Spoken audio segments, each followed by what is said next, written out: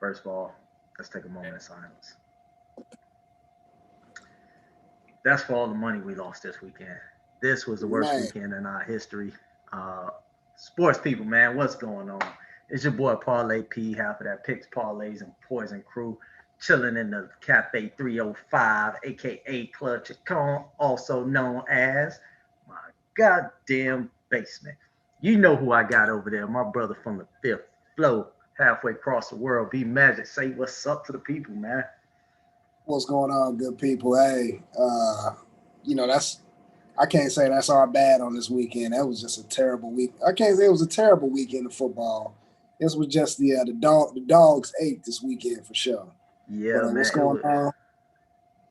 Yeah, you got it, man. It was bad, man. I was watching Scott Van Pelt last night. 2 hour plays was on the bad beats, man. That's, I mean, come on. Yeah, that It ain't says much. enough. That was that kind of weekend, right? Yes, sir. But hey, bounce back. Here we go. We're gonna keep doing our research. We're gonna keep doing it because men lie, women lie, and even sometimes the games lie, but the numbers don't, man. So we're gonna keep doing the numbers. We're gonna stay true to the ship. If y'all haven't, check out what we putting out. We put out another free play winner last night. Told y'all to take the boy Cooper Cup over 5.5 receptions. First drive he had five, so you were almost eating before halftime, and you were eating before halftime. 9 catches before the half. I mean, so if you got that bet in, all you had to do was wait on the game to end for the official stats, and you was eating off of that, just like he was eating up that slot corner for Tampa Bay. But enough said on that. We that's a 6-3 free play run that we're on right now. So if you've been on it from the jump, you're positive. If you've been on our shows picks from the jump, you're positive, and that's all we're trying to do. Make sure we stay on the positive side of it. Even though we had a down weekend percentage wise, was one of our worst weekends ever. Sub 50% weekend, barely sub 50, but still below. And we're transparent with it. Overall, though, we're still up. So let's get into it for this week. It's gobble gobble week. Happy still, your still your land day coming up. But hey, we're gonna keep it real over here, right? So we're gonna jump off into it, man. We got some bangers for y'all this weekend.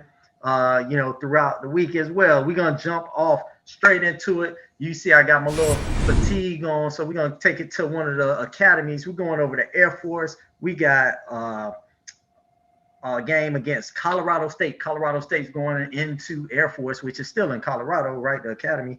But we got Air Force favored in this one by 5.5. This is one of them good plays right here. B Magic, man. Go ahead and talk about this one with the people. That line is 55 if y'all want to play with the over under on there. But we're going to be speaking on the spread. B Magic, what you got? Um, well, touching on that line real quick, any service academy, they all pretty much run that triple option, so the line gonna stay relatively low. So the under is always almost automatic on the service academy game. But as far as this line, on this one, I'm taking Air Force just off the fact that Colorado State special teams is hot garbage right now. I don't know what they got going on, but against Boise, they had two blocked punts for touchdowns, one blocked field goal for touchdown, one interception, and two fumbles lost. So I mean, I don't know if it was an effort situation and Boise just, they were at Boise, so maybe that Smurf turf had them confused. But with that kind of special teams play, I just don't see them keeping this within the touchdown. So I'm on Air Force on this one. Probably won't do too much playing on this game, but special teams alone, I think Air Force covers the at least six. Yeah, I think we're right there on the same page with this one. I think Air Force gets that cover at home. The triple option is going to be a thing. Yes, Colorado State has this defense that shows numbers that are relatively low against the run game, but that's traditional running teams. We know that triple option is a different thing to try to defend. And on a short week, I just don't see Colorado State being able to practice enough to go in there and be able to stop that triple option uh, that Air Force runs. On top of that, when you look at the offensive side of the ball for Colorado State, one thing that jumped out at me was their third down percentage is only 21%. So they're only converting, barely 1 out of 4 third downs that that they get in the game. On top of that, 64% in the red zone, so they're not even scoring every time that they're getting down, or at least barely over the 50% mark on that. Now you flip it on the other side, Air Force, when they get down there, 82% red zone efficiency, 48% on third down. That means that they are going to be able to move the ball down the field and keep those drives going. Kind of touched on what BU Magic was talking about with the under in that sense, because they're running. That means the clock is also running. But the time of possession jumped out. That was another stat that jumped out to me. Air Force average time of possession is 34 minutes. And on the flip side, just so happens that Colorado State's time of possession is 26 minutes. So you see that the ball is pretty much going to be on in Air Force's hands the majority of the game, which means that option is going to be just pounding. I think they get that job done with a small line like this under a touchdown. I think Air Force can get it done. Now they have some history. These two teams they battled and the against the spread is kind of right there, but I think Air Force is the right side this year. So we're taking official play that we got right here is Air Force. Some lines have it at -6, some books have it at -5.5. We're taking it there. We'll take it -6, and see where it's at. If you get it at 5.5, that's even better, because then you only need 2 field goals for the cover. All right, Yep. Moving on. We're gonna jump off into one I know you want to talk about, so let's get to it. Friday night game. We got Friday noon, excuse me, not night. Friday noon. We got UMass, or U Trash, as we should call them, going there to play Liberty and your boys, right? That's Yes, your sir. that's your area, that's your crew. So go on, speak on it. Liberty -38 is what I'm seeing, and we got the line sitting at 57.5. B Magic, let the people know about Liberty. I mean, to be honest, I think they put up the 58 on their own. So I'm probably going to take the over in this game. But if we're speaking strictly on lines, I'm probably still confident enough to go with Liberty Flames over UMass at home. Right now, Bovada showing 37.5. I think that they cover that easily if they stay motivated. So they had a tough loss at NC State. 15-14, couldn't really get anything going. NC State had the answer. I think they went into defense mode and tried to limit everything to get out of there with the win, and it ended up costing them instead of staying aggressive and playing their football. Man, they've been real up tempo team, averaging 467 yards a game. When you look at UMass, they're averaging 174 a game, giving up 433. So Liberty eats. This would probably be a game that I would probably stay away from unless I got some extra money to play, which we do this week. But the over for sure. But I would take Liberty at the 37.5 just because I think that they come out and overwhelm them, and even in the second half, there's no catching up. Yeah, I agree. I think UMass they just, I mean, really are bad. They're a bad team. And don't let that line scare you, because look at the losses: 41-0, 51-10. Yeah, last week they actually covered by holding FAU and their anemic offense to only 24 points, but they lost 24-2. So Right. that tells you UMass can't score enough points anyway. So we know what Liberty can do. Liberty can put up points because they average over 37. So I think this one, when UMass averages 4 points a game, bro. How? How? Come on, man. That's Yeah. ridiculous, man. So I think Liberty can get the job done on this one. I think they're a little upset about that NC State loss, which I told y'all, but I still owe my bro a bottle of that Ricky Rose, because Liberty still covered. They were getting 4, so they still Indeed. covered. So I owe B Magic a little bit of that boss, a little bit of that Bel Air, Rose. Rose. Shout out to the home crib, 305, boy from Carol City. But before we jump to that next one, man, I apologize, viewers. My apology. We forgot to ask what you sipping on. Indeed. Got all twisted up, man, last week. I got me a little international, if y'all know that cup right there, what that is. And okay. On that rooski, I see you. That's the dunk.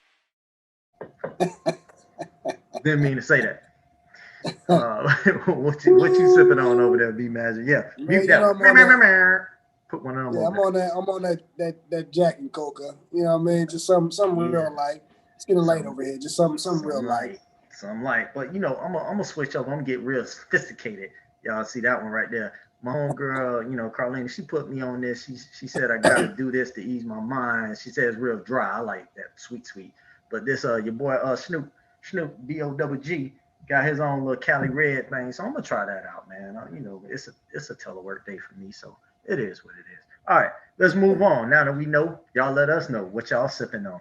All right, going over to our next game, we got Iowa and Nebraska. We got 1-3 Nebraska going into Iowa to take on the 3-2 Hawkeyes.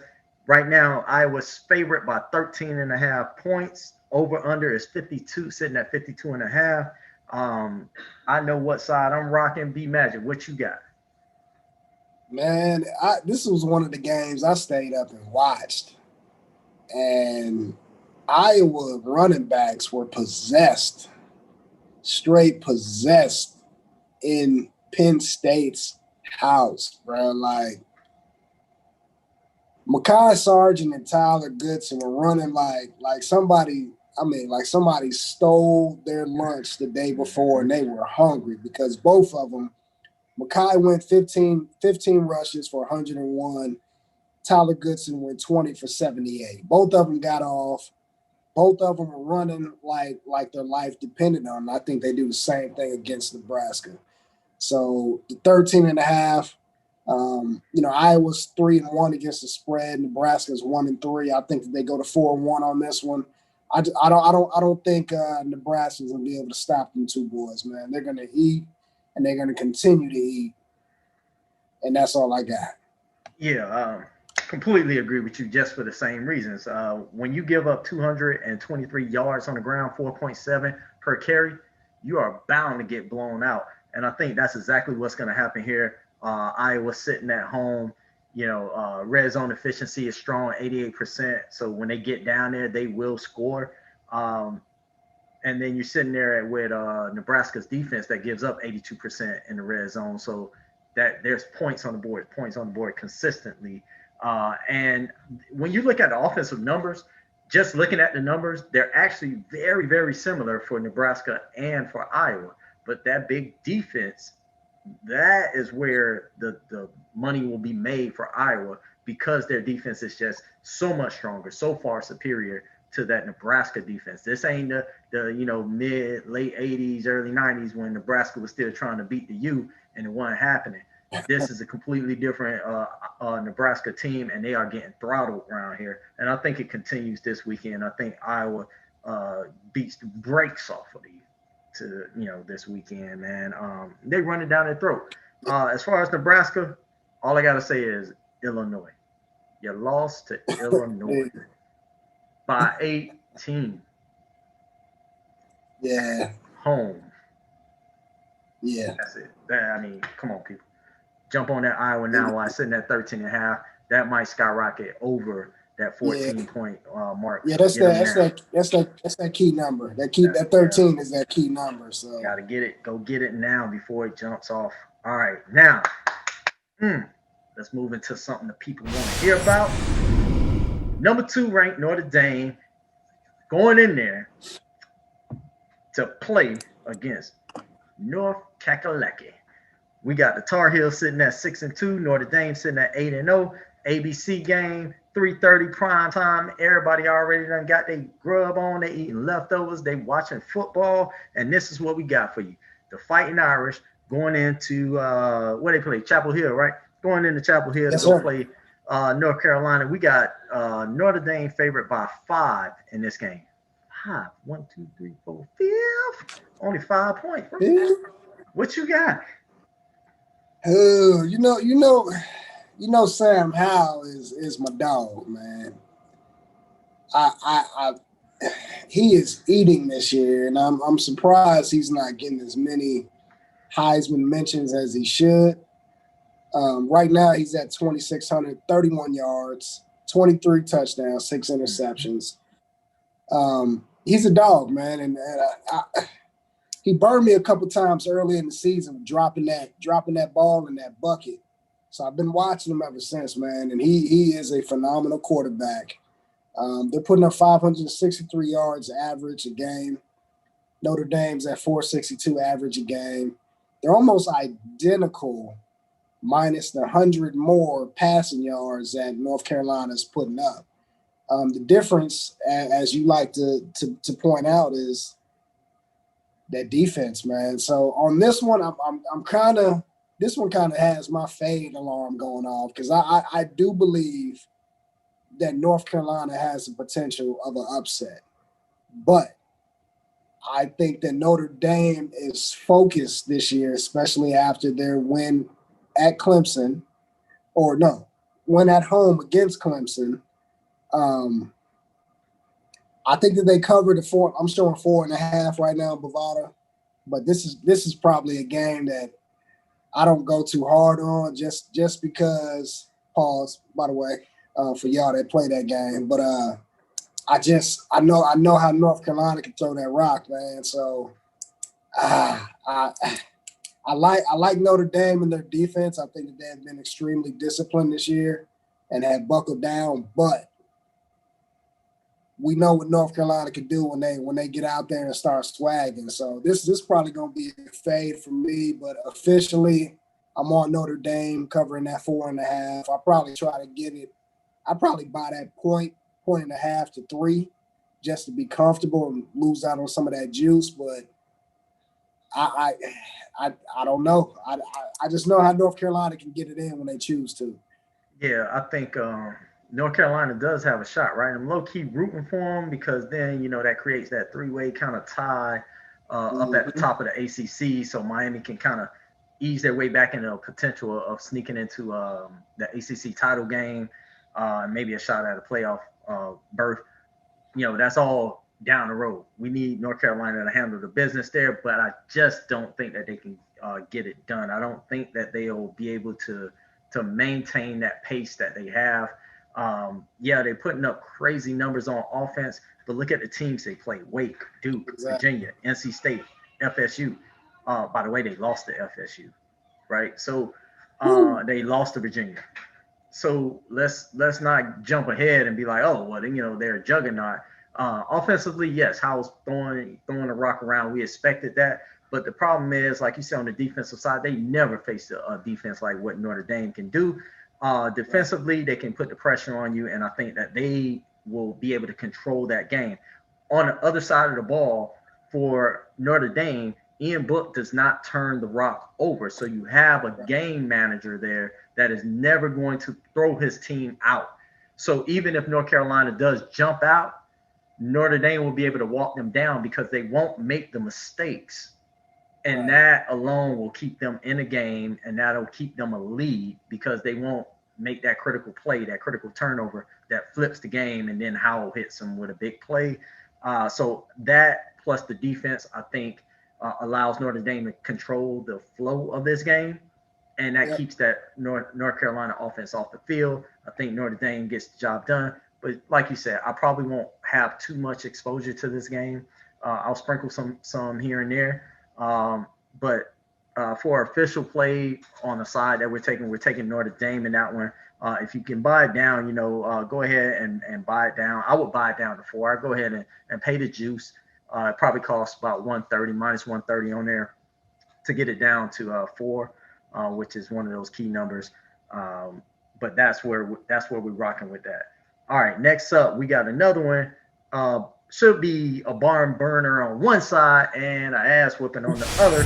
We got UCF versus USF. This is a rivalry game, believe it or not. This is going down in Tampa. They actually are going to display this on ESPN at 3:30. We got UCF favored by 25 points. Over under sitting at 67. Tell the people about them. As long as this doesn't get above 28, I jump on it now. If it gets above 27 is my number on this game. I just don't see South Florida keeping up. Period. I mean, it's really not much to to talk about with this game. They got beat by Houston at Houston by 25. They kept up with Memphis. Memphis has kind of got some weird stuff going on this year. They lost to Tulsa 42-13 at home, and they lost to ECU by 20 at home. So UCF is clearly better than ECU. They're better than Tulsa, in my opinion. So I believe that 28. Dylan's trying to make it. Dylan's trying to make an impact, man. Dylan Gabriel is at 3,000 yards passing this year, 26 touchdowns, 3 interceptions. He protects the rock just like your boy Ian Book. So I think that they make good use of every possession, and they put that ball in the end zone. And on top of that, they're putting up almost 600 yards of offense. South Florida's only putting up 330. So they're doubling their efficiency off top. So I just think this game gets out of hand. I think South Florida is ready to be done with this season so they can start over next year. COVID, everything else, I think that they don't want to play football anymore. I don't want to fight no more. Say no, I don't want to fight no more. Hey, look, UCF about to bring it, man. Just like if y'all know what I was talking about with that, I don't want to fight no more. That's what they about to do. UCF about to do that to USF, just like the Hitman Hearns did that old Monty Mart and that little boxing. Look, it's about to be a knockout. I'm thinking by halftime, UCF can possibly be up around that 20-point job at halftime. So you might want to take a look at that as well. See what that halftime line sitting at. It's probably going to be around 17, anywhere between there, 14 to 17. So you might want to jump on that. Yes, this is considered a rivalry game.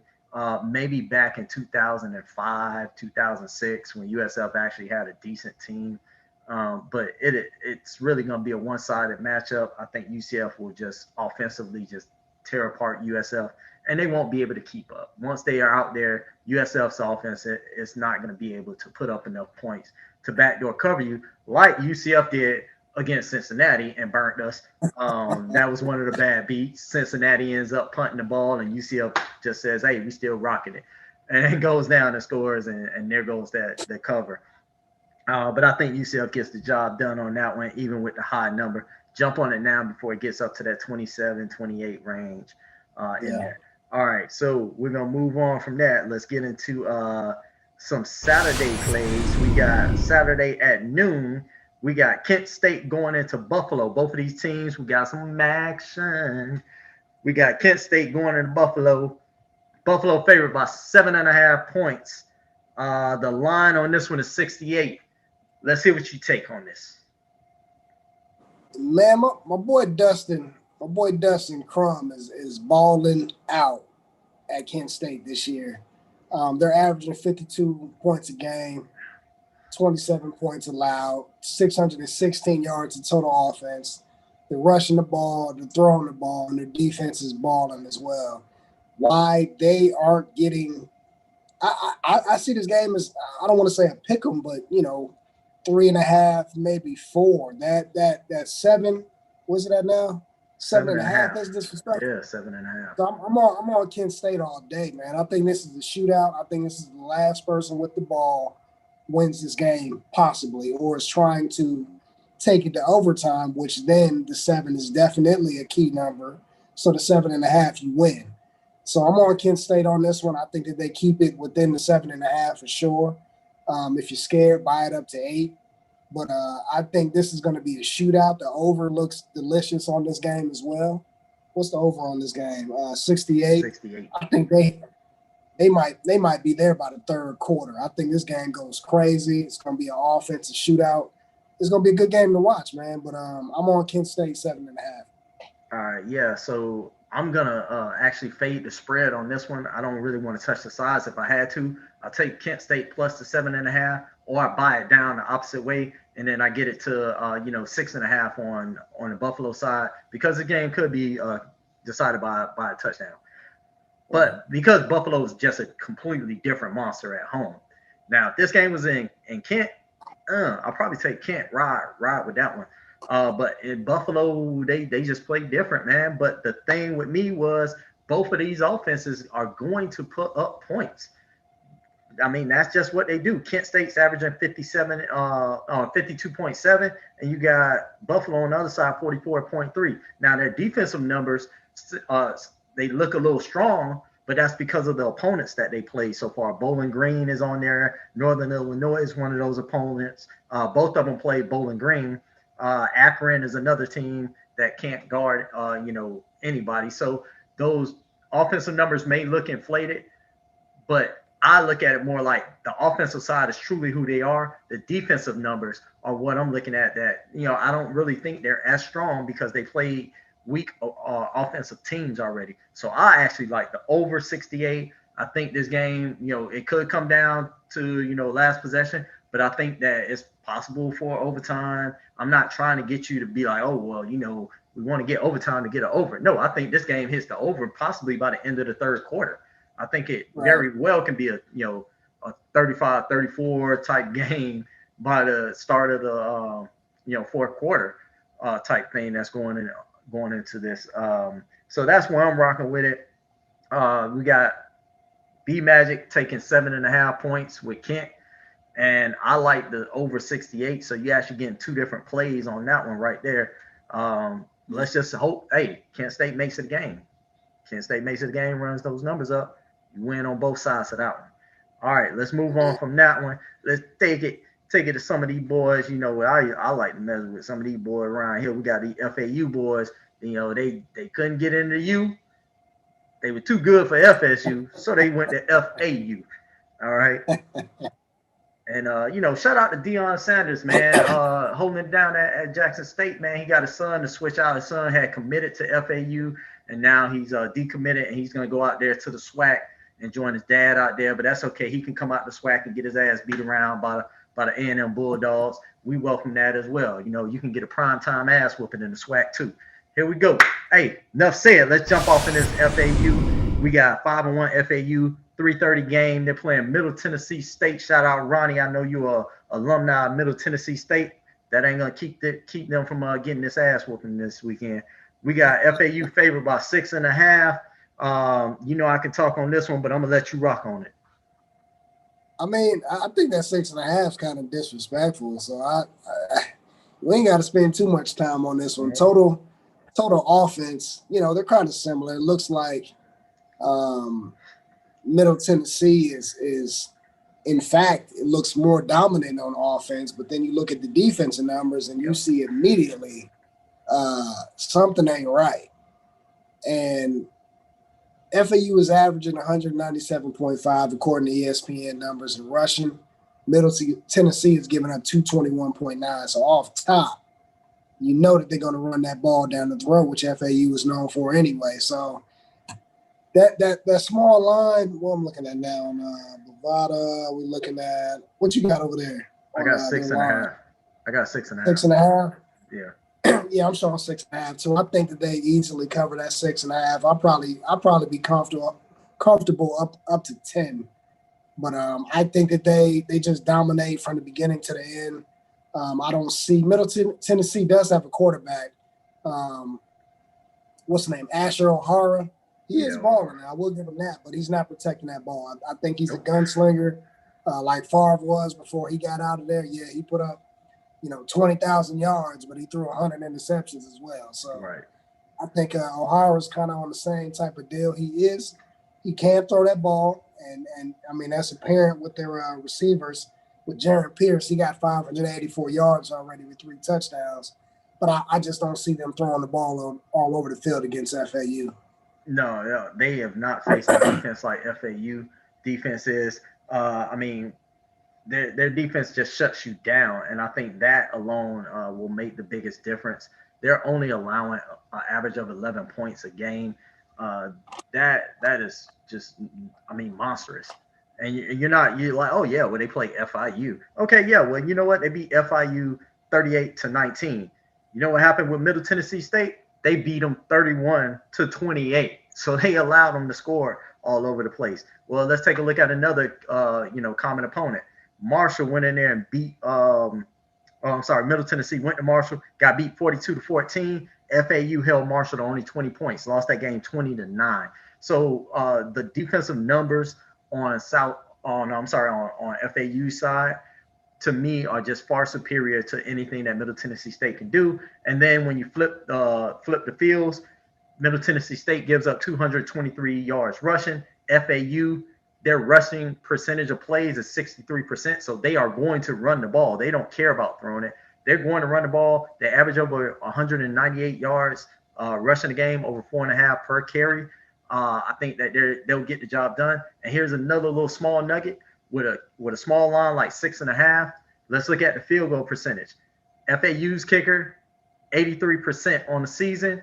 Middle Tennessee, 54% on the season. So when you miss those field goals here and there, and on the other side they hit those field goals, when scoring is going to be a premium, yep. I'm going to go ahead and I'm going to take the stronger defensive team and the stronger team with the special teams, and that's FAU along with their run game. They get the job done. They get to cover at 6.5. All right, let's move on. We got a small line. This one started with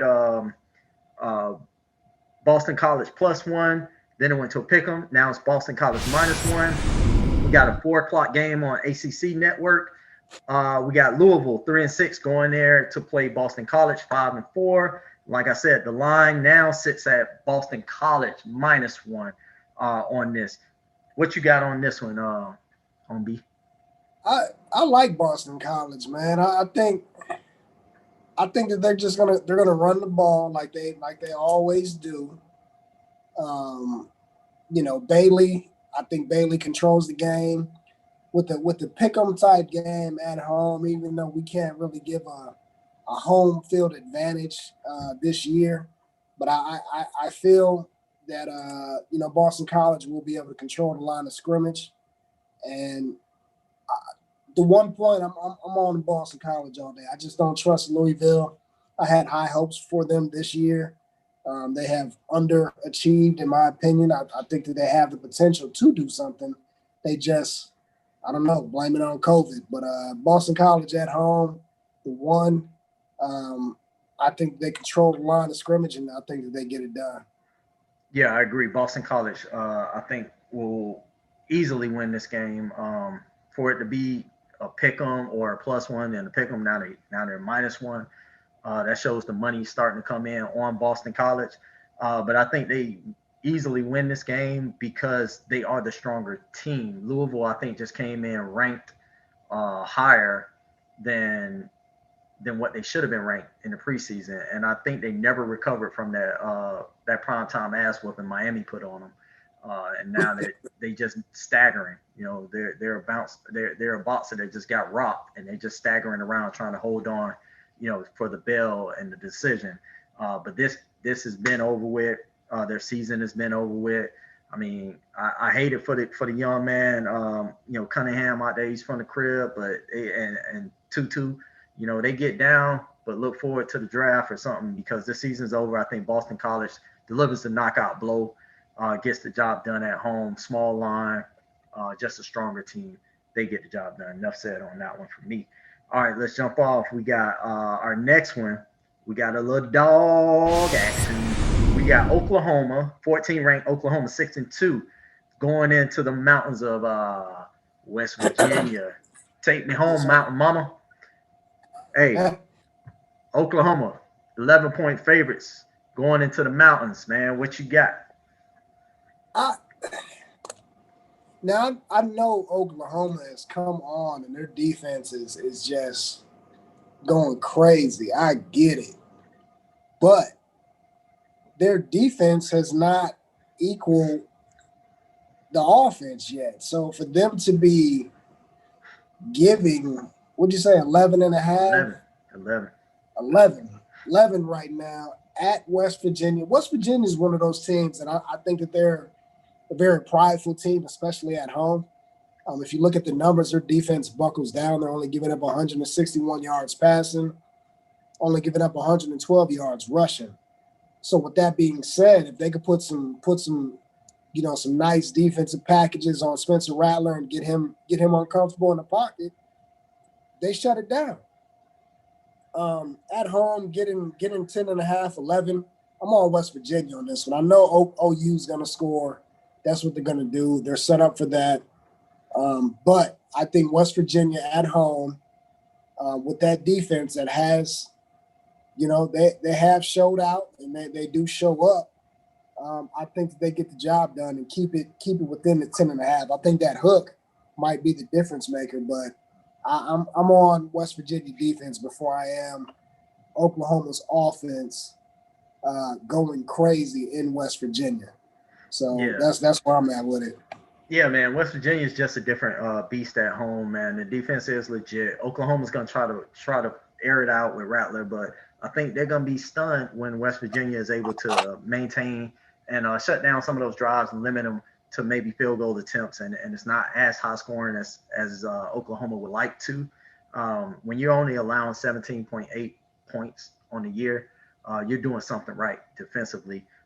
Like you say, they're a prideful team, but I think they're just a better team when it comes to them being at home. And I think that Dodge will be able to move the ball and use his legs as well. But they'll be able to keep this number under that double digit. I can still see Oklahoma winning this game. I just can't see them winning this game by double digits. And when you look at Oklahoma's schedule, yeah, they've ran through some teams lately. But, I mean, they struggled with Texas in overtime. Yeah, they had TCU, Texas Tech, Kansas. I mean, before this Oklahoma State game this past weekend, they really hadn't played much of anybody, and definitely not anyone with the defense like West Virginia has. I think that will be the key. West Virginia at home with that defense keeps this number under the double digits. And if you're getting 11, hey, better for you, right? That's one of those numbers where you kind of want to be on that side of it. So hey, that's our picks for the week. When you're looking at it, let's do a quick rundown. We took Air Force minus 5.5, Liberty minus the 38, Iowa minus 13.5, Notre Dame minus 5 on that one. UCF minus 25, Kent State plus the 7.5. Also, the over in that game, over 68. FAU minus 6.5. Boston College getting the job done, minus 1 at home. West Virginia, the dog of the weekend, sitting there at plus 11, holding it down in Morgantown against Oklahoma. Now, sprinkle me, man. What you got for the people? Give them a little sprinkle or something. If you throwing something out there.